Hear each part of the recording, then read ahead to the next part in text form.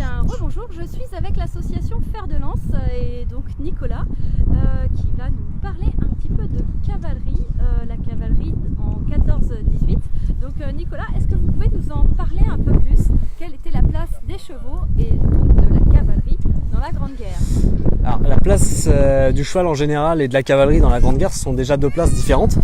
Le cheval en lui-même est utilisé dans toute l'armée et pas que dans la cavalerie. Il faut savoir qu'en 1914, sur le million de chevaux que comporte l'armée française, on a seulement 10% de ce million qui appartiennent à la cavalerie pure.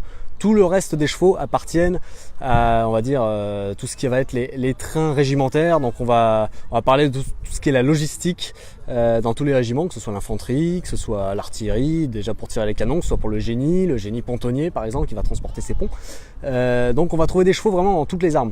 Le rôle du cheval en lui-même, on a le cheval de logistique derrière, mais on a le cheval au combat pour la cavalerie. Le rôle du cheval au combat dans la cavalerie, on va l'avoir vraiment en 1914, où on va avoir forcément un petit peu de charge, on va avoir des missions de reconnaissance. Après, quand on va vraiment s'enterrer dans les tranchées à partir de fin 1914, début 1915, beaucoup de régiments de cavalerie vont passer à pied.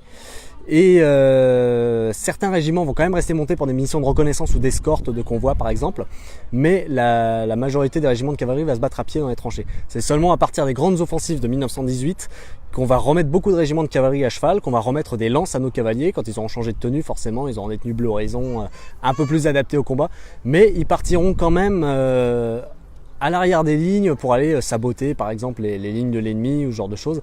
Ce sera une arme qui sera totalement d'actualité. Il faut savoir qu'il n'y a pas que l'armée française qui utilise des chevaux. Toutes les armées du monde vont utiliser des chevaux, et ce jusqu'à même après la Seconde Guerre mondiale d'ailleurs, un petit peu après.